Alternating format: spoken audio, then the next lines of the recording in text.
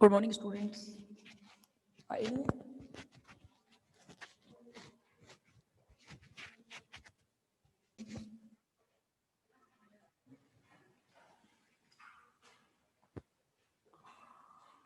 अगला जो टॉपिक है जिसका नाम है स्ट्रक्चर ऑफ लिक्विड्स, यानी कि द्रवों की संरचना।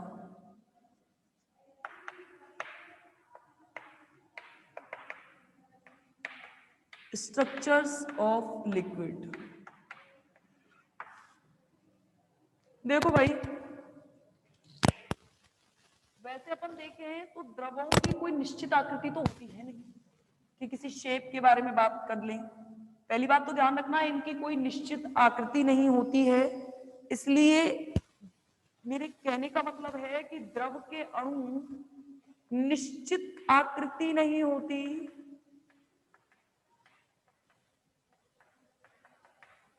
इसलिए द्रव के अणु जो हैं वो स्वतंत्र रूप से गति करते रहते हैं। कैसे गति करते रहते हैं? अगर कोई निश्चित शेप हो तो वो बाउंडेड हो ना। अब जब उनकी कोई निश्चित आकृति ही नहीं है तो वो क्या करते हैं? स्वतंत्र रूप से गति करते रहते हैं। लेकिन ध्यान रखना, इनके अंतर आणविक, इनको पता है ना, द्रव के अणुओं के बीच जो अंतर आणविक आकर्षण बल का मान है, अंतर आणविक आकर्षण बल का जो मान है वो ठोसों से होता है ज्यादा। इसमें तो कोई सॉरी, अंतर आणविक दूरी दूरी दूरी दूरी दूरी अंतर आणविक दूरी जो है इसका मान ठोसों से कैसा होता है? ज्यादा होता है। और अगर टेम्परेचर बढ़ाया जाए तो ये कॉन्टिन्यूसली क्या करते रहते हैं? ये टेम्परेचर बढ़ाने पर ये जो दूरी है ये बढ़ती जाती हैं। और क्या मतलब है? और यदि ताप को और अधिक बढ़ाया जाए, ताप को और अधिक बढ़ाया जाए तो क्या है कि द्रव अवस्था गैस अवस्था की ओर अग्रसर होने लगती है और अणुओं के बीच अनियमितता बढ़ जाती है। आया या नहीं आया समझ में? बताओ एक बार वापस देखना, जो बच्चे लेट ज्वाइन हुए हैं। हम पढ़ रहे हैं स्ट्रक्चर ऑफ लिक्विड्स, ठीक है। पहली बात तो ध्यान रखना, द्रवों की कोई निश्चित संरचना तो होती है नहीं। द्रवों की निश्चित संरचना बच्चों होती नहीं है। समझ में आ गया? There is no definite structure of any liquid. तो इसका मतलब क्या है कि अणु जो है द्रव के, वो गति करने के लिए स्वतंत्र रहेंगे या नहीं रहेंगे? गति करने के लिए होते हैं स्वतंत्र। कैसे रहते हैं? स्वतंत्र रहते हैं। द्रवों में जो अंतराण्विक दूरी है, यानी कि अणुओं के बीच की दूरी है, वो ठोसों से होती है ज्यादा। कैसी होती है? ठोसों से ज्यादा। अगर इन ठोसों को गर्म किया जाए, ताप बढ़ाने पर ठोस जो है वो द्रव, यानी कि अंतरआण्विक दूरी के मान बढ़ते जाएंगे, द्रवों में परिवर्तित हो जाएंगे। और अधिक टेम्परेचर बढ़ाया जाए तो द्रव जो है वो गैसीय अवस्था में बदल जाती है। यानी कि कहने का मतलब क्या है कि अणुओं में अनियमितता कैसी हो जाती है? बढ़ जाती है। कहने का मतलब क्या है कि किसी द्रव के अंदर ठोस और गैस दोनों के ही गुण पाए जाते हैं। अब देखना, इसलिए द्रव व्यवस्था इंपॉर्टेंट रहती है। आगे देखो, आगे देखो, द्रव गैसों का विस्तारित रूप 2011 के पेपर में पूछा है ये। द्रव गैसों का विस्तारित रूप, यानी कि जो द्रव है वो गैसों का विस्तारित रूप कैसे है ये देखते हैं। द्रव गैसों का विस्तारित रूप, इसमें क्या होता है? देखो एक चीज बताओ, देखो जैसे ही किसी द्रव को किसी पात्र में डालोगे वो उसी का जैसा आकार ले लेता है। ये तो समझ में आता है। अगर पानी को कटोरी में डाला जाए, पानी भी तो एक लिक्विड ही है ना, पानी भी तो द्रव है। अगर पानी को किसी भी पात्र में डाला जाए तो वो पानी जो है उसी पात्र का आकार लेता है कि नहीं लेता है? बताओ, पानी जो है वो पात्र का आकार लेता है कि नहीं लेता है? तो फिर हम ये कह सकते हैं कि पात्र का आकार लेने का मतलब है कि जो द्रव के अणु हैं वो गैसों के समान ही, समझना मेरी बात। अगर मैं कह रही हूं कि किसी भी द्रव को किसी भी पात्र में डाला जाए तो वो उसी की जैसी आकृति ले लेता है, तो कहने का मतलब क्या है कि गैसों के समान ही जब पात्र में, ये है एक, आपने द्रव पानी डाला चारों तरफ ऐसे फैल जाएगा, और गैस भी सेम है। और ठोस में ऐसा नहीं होता है, ठोस कभी भी पात्र का आकार थोड़ी लेता है। अगर मैंने कोई चीज डाल दी, एक हल्का सा पेन डाला, तो वो उसकी शेप चाहे किसी कटोरी में डालो चाहे वो किसी ग्लास में डालो सेम रहेगी, कभी बदलेगी नहीं। इसमें क्या है, इसमें तो आपने पानी डाला तो ग्लास जैसा आकार ले लेगा, पानी अगर कटोरी में डाला तो कटोरी जैसा आकार ले लेगा। तो कहने का मतलब क्या है कि पात्र के अंदर गैसों की भी सेम प्रॉपर्टी होती है। गैस को जिस भी पात्र में डालोगे वो वैसा ही आकार ले लेगी। तो गैस गैस गैस के समान ही द्रव के अणु जो होते हैं, गैस के समान जो द्रव के अणु होते हैं वो पात्र की दीवारों पर लगाते हैं बल, यानी कि जिसे कहते हो आप दाब। पात्र की दीवारों पर क्या लगाते हैं? मैथ की क्लास क्यों नहीं लग रही है? कौन से सर की पता नहीं मुझे, सर छुट्टी पे हैं, आई थिंक किसी काम से छुट्टी पर हैं। ठीक है, यानी कि कहने का मतलब क्या है कि द्रव के अणुओं में एक दाब होता है जिसका नाम है द्रव स्थैतिक दाब। द्रव के अणुओं में एक दाब काम करता है, इस दाब का नाम है द्रव स्थैतिक दाब। स्थैतिक दाब है, यानी कि ध्यान रखना ये एक ऐसा दाब है जो प्रत्येक स्थान पर और प्रत्येक दिशा में होता है समान। कैसा रहता है? प्रत्येक स्थान पर और प्रत्येक दिशा में इस द्रव स्थैतिक दाब का मान जो होता है वो समान रहता है। और यह गुण सेम गैस में भी है, गैस में भी एक दाब होता है, उस दाब का मान चाहे किसी भी दिशा में रख दिया जाए या किसी भी पात्र में रख दिया जाए सेम रहेगा। वैसे लिक्विड के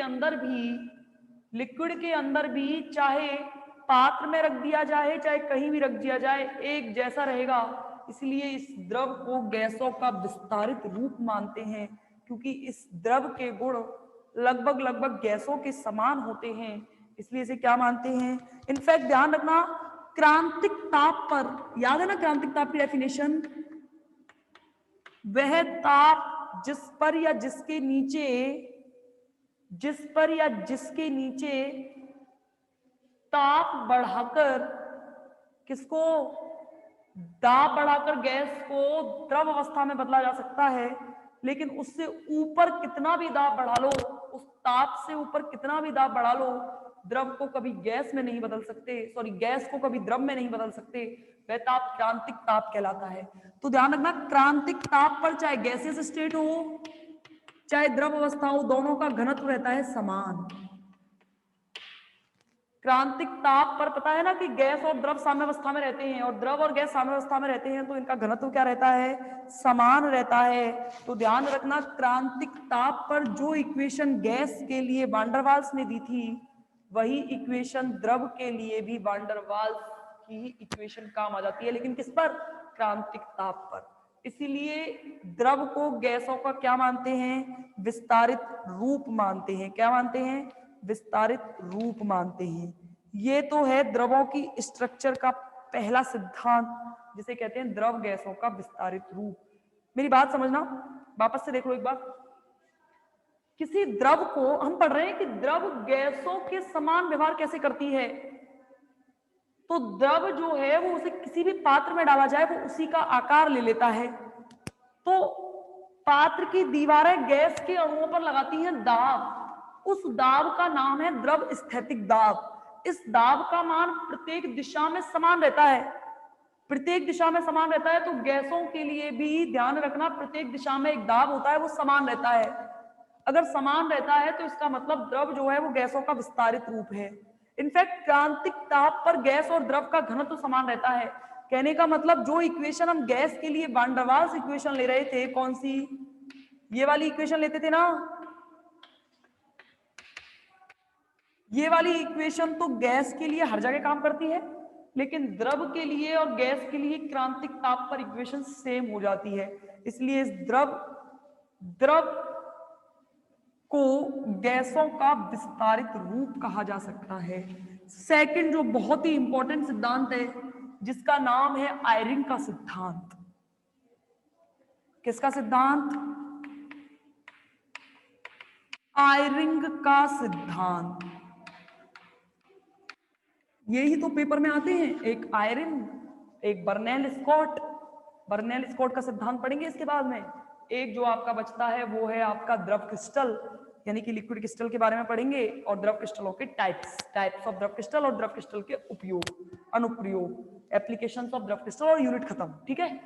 आयरिंग का सिद्धांत देखो, आयरिंग ने क्या कहा, यह सिद्धांत इस बात पर आधारित है कि ठोस को द्रव में बदल सकते हो और द्रव को वाष्प में, वाष्प का मतलब वही गैस है, ध्यान रखना, ताप बढ़ाकर ठोस को द्रव में बदला जा सकता है और द्रव को वाष्प में, लेकिन ध्यान रखना टेम्परेचर को इंक्रीज करके। क्या कहा मैंने, टेम्परेचर को इंक्रीज करके ठोस को द्रव में बदला जा सकता है और द्रव को किस में बदला जा सकता है, वाष्प में बदला जा सकता है। और ध्यान रखना, कहने का मतलब कि टेम्परेचर बढ़ाने पर वॉल्यूम जो है वो बढ़ता है। किसी भी पदार्थ का टेम्परेचर बढ़ाने पर वॉल्यूम, क्योंकि ठोस का वॉल्यूम सबसे कम, द्रव का उससे ज्यादा और वाष्प का उससे ज्यादा, तो टेम्परेचर बढ़ाने पर क्या होता है, क्या होता है, आयतन बढ़ता है। जब किसी ठोस को द्रव में बदला जाता है, ध्यान से समझना, जब किसी ठोस को द्रव अवस्था में परिवर्तित किया जाता है तो उसके आयतन में सामान्यतः 10% की वृद्धि होती है। समझना मेरी बात ध्यान से, यहीं से इंपॉर्टेंट है ये सिद्धांत, मेन यही है। जब किसी ठोस को द्रव में बदला जाता है तो आयतन में तो वृद्धि हो रही है, यानी कि 10% आयतन में वृद्धि होती है। लेकिन आयरिंग ने एक चीज और देखी कि 10% वृद्धि तो आयतन में हो रही है, लेकिन अंतराण्विक दूरी में वृद्धि केवल और केवल 3% ही होती है। समझे मेरा कहने का मतलब यह है, मानो 5 अणु हैं ठोस के, उन्हें आप द्रव में बदल रहे हो, तो वो द्रव में ये जो दूरी है, ये आयतन तो बहुत ज्यादा हो जाएगा, यानी कि अणु कहीं ना कहीं ब्रेक हो गए हैं, अणु कहीं ना कहीं टूटे हैं। ऑब्वियस सी बात है, आयतन बढ़ा है, इट मींस अणु टूट गए हैं। आयतन बढ़ा है तो अणु टूटे, लेकिन इन अणुओं के बीच की दूरी में ज्यादा फर्क नहीं पड़ा, ये दूरी में फर्क पड़ा है सिर्फ 3% का।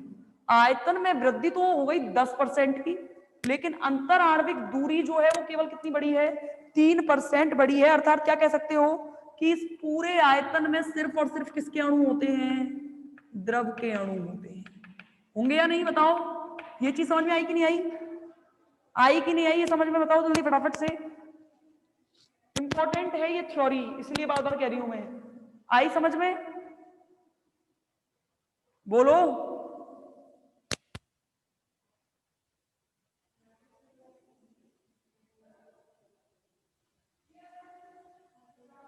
देखो कहने का मतलब क्या है, एक बार फिर से एक बार देखना, जिनको बच्चों को नहीं आई होगी समझ में, एक बार वापस देखो। आयरिंग ने जो सिद्धांत दिया उसके बारे में कहा कि ताप को हाँ मैं वही कर रही हूं, दोबारा बता रही हूं, ठीक है। देखो, ताप को बढ़ाकर ठोस को द्रव अवस्था में और द्रव को बदला जा सकता है वाष्प अवस्था में, और इनका अवस्थाओं में अंतर क्या है, आयतन में वृद्धि हुई है, ये तो कंफर्म है। ठोस की द्रव में बढ़ाने पर आयतन में वृद्धि और द्रव को वाष्प में बढ़ाने पर आयतन में वृद्धि होती है। ये आयतन में कितनी वृद्धि हुई है ये बताई आयरिंग ने। आयरिंग ने एक प्रयोग में कहा कि किसी जब सॉलिड को गर्म किया जाता है, क्या कहा मैंने, किसी ठोस को जब गर्म किया जाता है तो ये ठोस को गर्म करने पर, देखो ये मेरा ठोस है, ध्यान से समझना, मैं अभी इसको 2 सेकंड के अंदर क्लियर कर देती हूं। ये ठोस है, 5 अणु मैंने ठोस के ले लिए हैं, समझना मेरी बात, अंतराण्विक दूरी बहुत कम है। ये सॉलिड है भाई, इस सॉलिड को मैंने टेम्परेचर को इंक्रीज किया है, जैसे ताप को बढ़ाया तो आयरिंग ने देखा कि आयतन में वृद्धि तो 10% हो गई है। 5 अणुओं का 10% कितना होता है, मैं अभी बताती हूं, यानी कि आधे अणु और बढ़ गए हैं। क्या हुआ है, आधे अणु और बढ़ गए हैं। इट मींस क्या है मेरे कहने का मतलब, 5 का आधा 2.5, ठीक है। तो देखो 2.5 का मतलब मैं 2 ही ले रही हूं सिर्फ, यानी कि 5 से अणु हो गए हैं 7।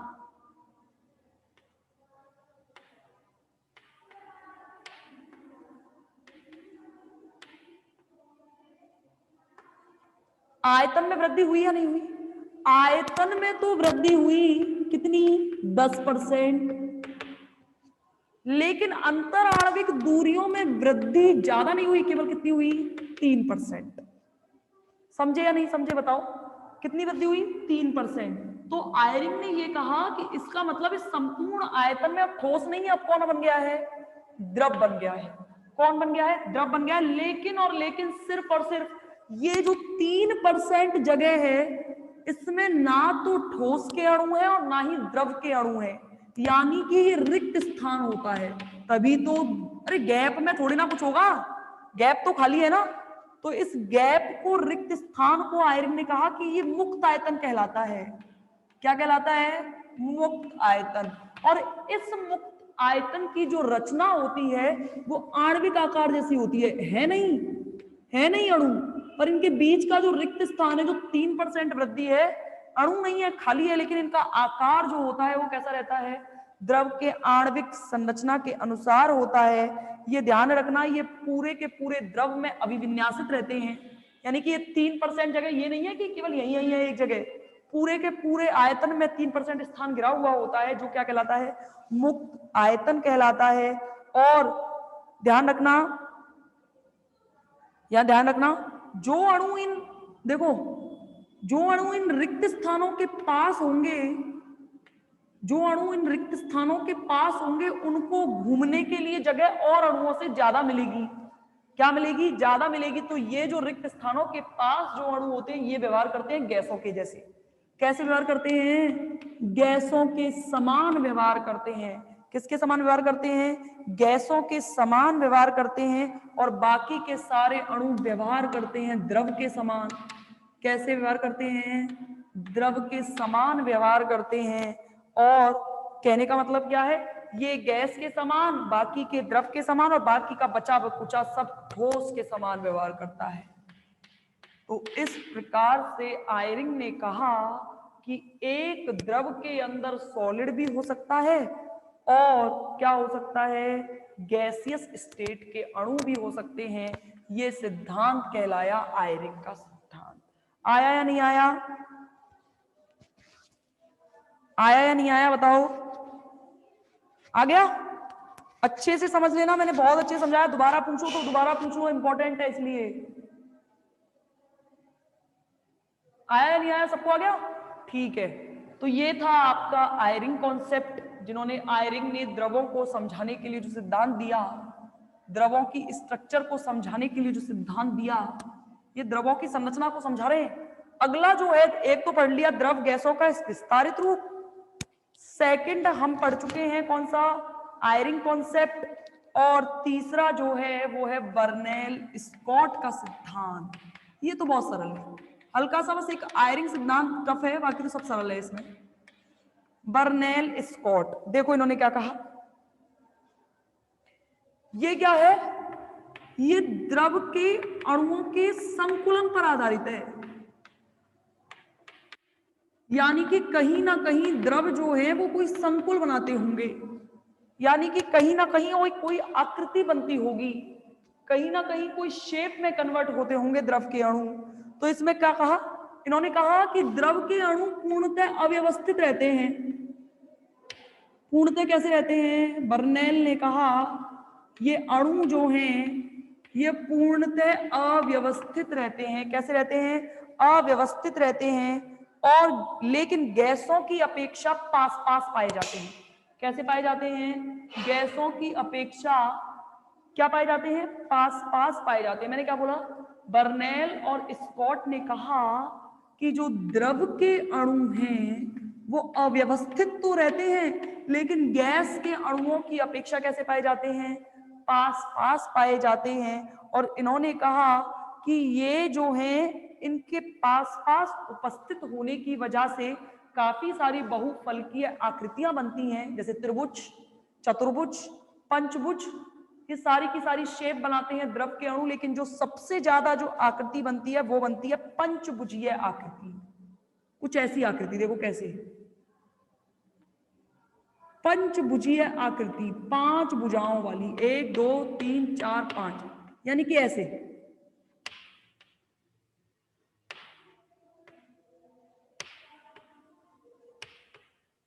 ऐसे, बाकी जगह सबसे ज्यादा आकृति जो है वो किसकी बनती है?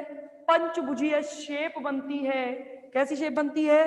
पंचभुजीय शेप बनती है, जो कि ये बताती है कि ये संकुलन हो रखा है। इसमें क्या हो रखा है? संकुलन हो रखा है। ये सिद्धांत बर्नेल स्कॉट का सिद्धांत कहलाया। एक बार वापस देखना, एक बीच में और होगा अणु, खाली जगह थोड़ी रहेगी। इस तरीके से बर्नेल और स्कॉट ने क्या कहा, एक बार वापस देखो। बर्नेल स्कॉट ने द्रव के अणुओं के संकुलन को समझाने के लिए एक सिद्धांत दिया, जिसे बर्नेल स्कॉट सिद्धांत कहते हैं। इन्होंने कहा कि जो द्रव के अणु है वो अनियमित रहते हैं, अनियमित अवस्था में अव्यवस्थित रहते हैं, लेकिन गैसों की अपेक्षा पास पास होंगे। गैस के अणु तो बिल्कुल ही अनियमित होते हैं, द्रव के अणु थोड़े पास पास होते हैं। इन्होंने देखा कि द्रव के अणु अव्यवस्थित तो रहते हैं लेकिन पास पास होते हैं, और इस प्रकार ये देखा कि द्रव के जो अणु है वो आपस में मिश्रित होकर काफी सारी बहुफलकीय आकृतियां बनाते हैं। और उन बहुफलकीय आकृति में सबसे ज्यादा फेमस, जो सबसे ज्यादा आकृति, सबसे ज्यादा अधिकतम प्रायिकता जिस आकृति के बनने की होती है वो होती है पंचभुजीय शेप। कैसी शेप? पंचभुजीय, पेंटागोनल। पंचभुजीय शेप बनाने की जो प्रॉपर्टी होती है उसकी वजह से ये बताया जा सकता है कि इसमें संकुलन की प्रवृत्ति पाई जाती है। संकुलन का मतलब है कि अणु आपस में मिलकर कोई ना कोई एक स्ट्रक्चर बनाते हो। समझ रहे हो? अगर स्ट्रक्चर बनाते हैं तो अणुओं के स्वतंत्रता की थोड़ी जो स्वतंत्रता की जो कैपेसिटी है वो घट जाएगी, क्योंकि अब अणु गति कैसे करेंगे? इधर जाएगा तो इससे टकराएगा, ये इधर जाएगा तो इससे टकराएगा, ये इधर जाएगा तो इससे टकराएगा।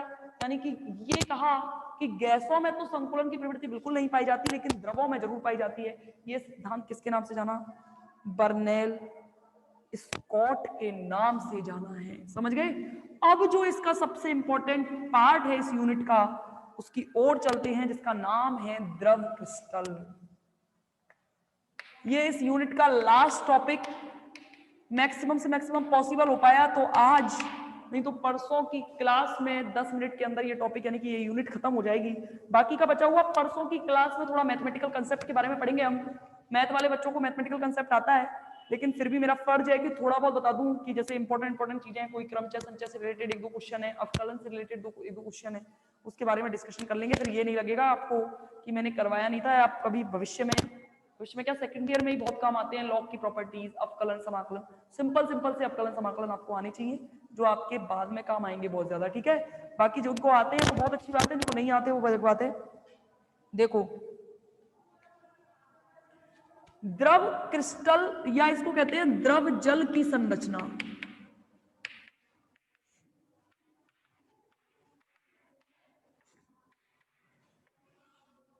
इसका अध्ययन जो है, इसका अध्ययन किया मॉर्गन तथा बोरेन ने। मॉर्गन तथा बोरेन ने इसका अध्ययन किया एक्स किरण विवर्तन के द्वारा। इसके द्वारा किया। द्रव जल की संरचना के बारे में पढ़ रहे हैं। इसमें मॉर्गन तथा बोरेन ने क्या किया? इन्होंने क्या कहा कि इनके अनुसार जो जल के अणु हैं, इनके बीच पाए जाते हैं स्थिर वैद्युत आकर्षण बल। कौन से बल पाए जाते हैं? इनके बीच जो है वो पाए जाते हैं स्थिर वैद्युत आकर्षण बल। कौन से? मॉर्गन तथा बोरेन ने एक्स किरण विवर्तन का यूज करके द्रव जल की संरचना का अध्ययन किया। इन्होंने कहा कि जो जल है, इनके अणुओं के बीच कौन से बल पाए जाते हैं? स्थिर वैद्युत आकर्षण बल पाए जाते हैं। और ये जो है, ये पता है, ये वाले जो आकर्षण बल है ये किसके कारण उत्पन्न होते हैं? ये वाले आकर्षण बल हैं, ये उत्पन्न होते हैं द्विध्रुव प्रेरित द्विध्रुव पारस्परिक क्रिया के द्वारा उत्पन्न होते हैं। किसके द्वारा उत्पन्न होते हैं? द्विध्रुव पारस्परिक क्रिया के कारण ये जो स्थिर वैद्युत आकर्षण बल हैं क्या होते हैं? ये उत्पन्न होते हैं। प्रयोगों से पता चला है कि 4 डिग्री सेल्सियस से 100 डिग्री सेल्सियस तक जल की स्ट्रक्चर बहुत इंपॉर्टेंट है, ध्यान रखना, द्रव जल की स्ट्रक्चर बहुत ज्यादा इंपॉर्टेंट है। द्रव जल की स्ट्रक्चर में इन्होंने कहा कि इसकी स्ट्रक्चर का अध्ययन 4 डिग्री यानी कि अलग अलग तापों पर अलग अलग स्ट्रक्चर का अध्ययन किया गया। देखना कैसे, इन्होंने कहा कि 4 डिग्री सेल्सियस, ध्यान से समझना, अगर देखो आपने एक नाम सुना होगा समन्वयी संख्या, सुना है क्या? समन्वयी संख्या, समन्वयी संख्या का मतलब क्या होता है, देखना इधर, जैसे कोई आपकी धातु है, कोई भी धातु है, कोई भी तत्व है, एक्स वाई जेड कोई भी तत्व है, माना कि कोई धनायन है, जैसे मैंने माना कि कोई, ऐसे ले लेते हैं SF6, ध्यान से समझना, वैसे तो 12th 11th में पढ़ के आए हो कि समन्वय संख्या क्या होती है।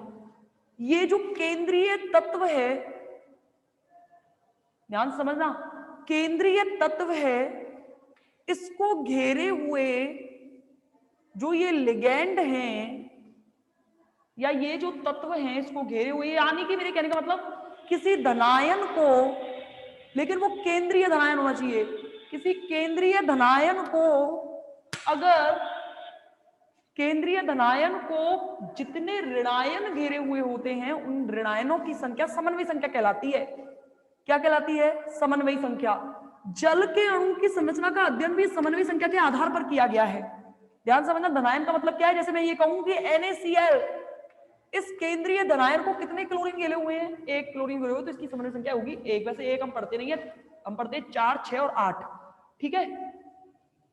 अगर समन्वयी संख्या का मान 4.4 से, समझना मेरी बात, अगर समन्वयी संख्या का मान 4.4 से 5 तक होगा। अच्छा एक बात बताओ, CH4 के बारे में सुना है? सुना है क्या? ये जो है इसके केंद्रीय तत्व ये रहा और इसको चारों ओर 4 हाइड्रोजन घोरे हुए हैं, यानी कि कहने का मतलब इस कार्बन की समन्वयी संख्या क्या है? 4 है।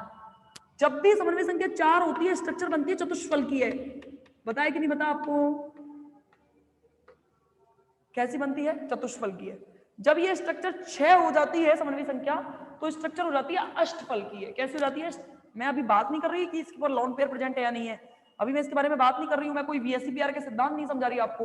यहाँ पे मैं ये कह रही हूं कि ये जो है, अगर जल के अणुओं की समन्वयी संख्या 4.4 से 5 है, 4 पर तो होती है चतुष्फलकीय, लेकिन 4.4 से 5 तक होने पर इस चतुष्फलकीय आकृति में आ जाती है विकृति। इस आकृति का नाम होता है विकृत चतुष्फलकीय। समझ गए? समझे कि नहीं समझे? 4.4 से 5 तक होने पर इसकी आकृति कैसी हो जाती है? विकृत चतुष्फलकीय हो जाती है। और यदि बर्फ की बात करें तो बर्फ की समन्वयी संख्या होती है 4। कैसी रहती है? 4। और आकृति हो जाती है कैसी? चतुष्फलकीय। मेरी बात समझने की कोशिश करना, द्रव जल की स्ट्रक्चर पढ़ रहे हैं, यानी कि जल की स्ट्रक्चर, अगर समन्वयी संख्या 4.4 से 5 हो तो आकृति इस जल की हो जाती है विकृत चतुष्फलकीय। लेकिन बर्फ की बात करें, यानी कि जिसकी समन्वयी संख्या 4 होगी, इसकी स्ट्रक्चर कैसी हो जाती है? चतुष्फलकीय हो जाती है। और ध्यान रखना, टेम्परेचर 14 डिग्री सेल्सियस पर बढ़कर, यानी कि 4 के बाद 14 डिग्री सेल्सियस टेम्परेचर पर बढ़कर, 14 डिग्री सेल्सियस पर बढ़कर इसकी जो समन्वयी संख्या है वो 5 पर हो जाती है स्थिर, यानी कि 5 से बढ़ती नहीं है। क्या नहीं बढ़ती? 5 से समन्वयी संख्या ज्यादा नहीं हो सकती, तो 5 पर क्या हो जाती है? स्थिर हो जाती है। और जैसे जैसे टेम्परेचर बढ़ाते हो, समन्वयी संख्या तो 5 रहेगी, ध्यान रखना, 5 से नहीं हिलेगी बिल्कुल भी, समन्वयी संख्या 5 हो जाती है, 5 ही रहती है, लेकिन अंतर आणविक दूरियों के मान जो है वो बढ़ने लगते हैं। क्या होने लगते हैं? बढ़ने लगते हैं। और 100 डिग्री सेल्सियस पर जल के अणु एक दूसरे के साथ बिल्कुल ही अलग अलग हो जाते हैं और समचतुष्फलकीय जो व्यवस्था है वो हो जाती है भंग। आई या नहीं आई समझ में कि दोबारा बताना है इस द्रव जल की स्ट्रक्चर को? देखो बातें तो समझनी पड़ेंगी और सुननी पड़ेंगी, तभी आएगा। एक बार रिजॉइन करो, फिर वापस पूछती हूं मैं कि आया कि नहीं आया।